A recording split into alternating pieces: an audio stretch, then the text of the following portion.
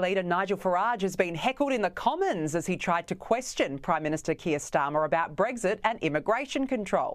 Have you ever seen a man go to a gunfight armed with nothing but a damp cucumber and a sense of moral superiority?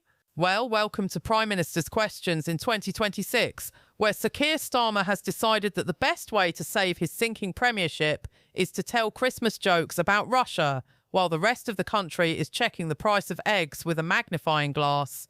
But here is the twist. Nigel Farage was not even in the building. He was not on the green benches, he was not in the tea room, and he certainly was not there to be Starmer's punching bag.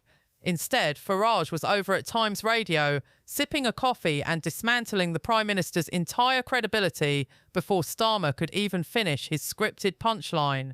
It was a masterclass in political ghosting. Starmer swung for the fences, hit thin air, and fell flat on his face, while Farage delivered a counterattack from a studio 3 miles away that has left Westminster in absolute stitches. Quick favour, if you are loving this, hit that subscribe button. Over 92% of viewers have not yet. It is free, takes a second, and means the world to us at the British Report. Thanks if you did. Now back to the show. Let us set the scene because you truly could not make this up. It is the first session of PMQs for 2026. The tinsel is down, the New Year resolutions are already broken, and Sir Keir Starmer walks to the dispatch box, looking like a man who has just been told his holiday has been cancelled by a budget airline. He opens with a joke. I use the term loosely. He wishes everyone a happy Christmas, notes it feels like a long time ago, and then pauses for the comedic timing he clearly practiced in front of a mirror at 5 a.m. It probably feels like a long time ago now, he says, but not for reform, of course, because today is the day they celebrate Christmas in Russia. The Labour benches erupted. They laughed as if they had just seen the greatest stand-up routine in history. But if you looked across at the Reform benches, there was a glaring Farage-shaped hole.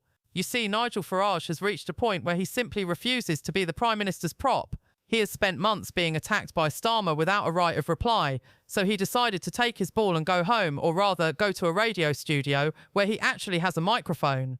It is like being invited to a roast where you are the only one not allowed to speak. Eventually, you are going to stop showing up to the dinner. The irony here is thicker than a January fog. While Starmer is busy playing comedian-in-chief with jokes about the Kremlin, his own approval ratings are currently sitting somewhere north of a freezing -66. That is not just unpopular, that is getting booed at a pantomime territory. One recent poll has his Chancellor, Rachel Reeves, at -60. People are not just tired of this government, they are reaching a level of loathing that makes the Liz Truss era look like a honeymoon period. And yet there is Starmer, leaning on the dispatch box, convinced that a quip about Russian calendars is going to distract the public from the fact that the cost of living is still mauling their bank accounts. Nigel Farage. Thank you, Mr. Speaker. No, I've only got 30 seconds. The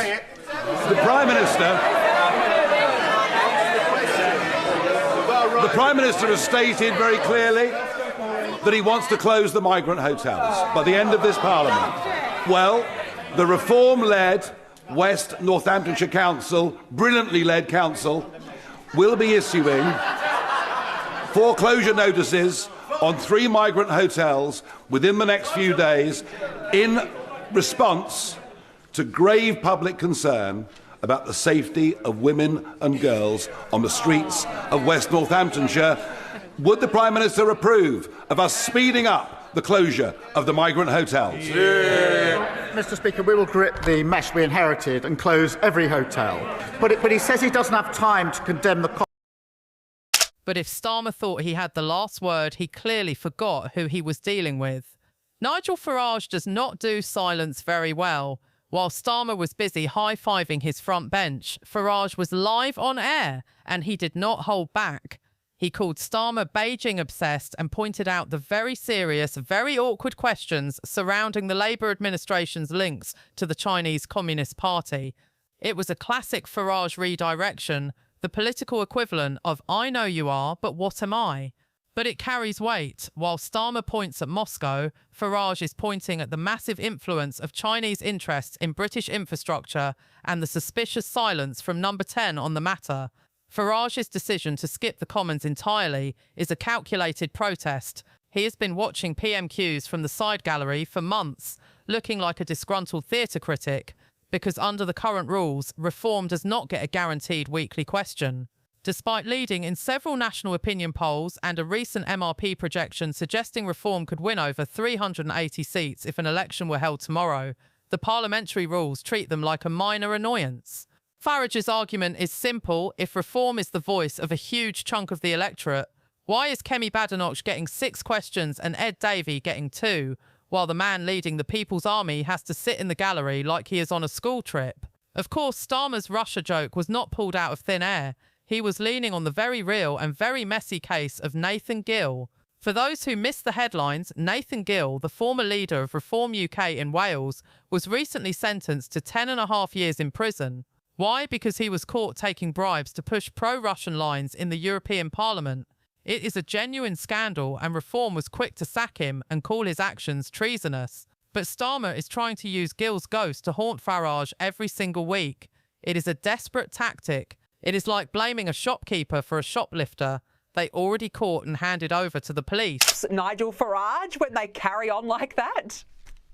This is the perfect advert for Nigel Farage, and only goes to prove how out of touch most of those politicians are. He's experienced it before. This is why he let them carry on doing it. For a bit of context as well, one of the MPs behind him there had previously spoken in the House of Commons about how it should be legal for you to have sexual relations with your first cousin because of certain cultural differences. Another MP there was Jeremy Corbyn, very checkered history when it comes to ties to groups like Hamas, etc. So, yeah, he's getting heckled overtly by those people. I don't think that does him any harm whatsoever. It just shows how rattled they are. For context, Nigel Farage is currently in a boat in the English Channel watching illegal migrants come to Britain as our Prime Minister, Sir Keir Starmer, is trying to sign a migrant deal with the French that wouldn't... Farage's response on Times Radio was that he would not sit in the Commons to be abused by a failing Prime Minister without any right of reply. He even took to X, formerly known as Twitter, to tell his followers that he would rather give his analysis to the public directly than participate in a rigged game. And you have to admit, it is a brilliant bit of branding. He has framed himself as the outsider being bullied by the establishment, which is exactly the narrative that has propelled Reform to the top of the polls. Every time Starmer makes a joke, Farage makes a headline, and in the current political climate, headlines are worth a lot more than parliamentary hear-hears. The reality on the ground is that the British public is moving on from these schoolyard taunts. The latest YouGov data shows that the cost of living is the #1 issue for 54% of Britons. People are worried about energy bills, which are still sky high, and a health service that feels like it is held together by sticky tape and goodwill. When they tune in to see their leaders discussing the future of the country and instead hear a middle-aged lawyer making jokes about Russian Christmas, it does not exactly inspire confidence. It makes the Prime Minister look out of touch, arrogant, and frankly, a bit bored of his own job.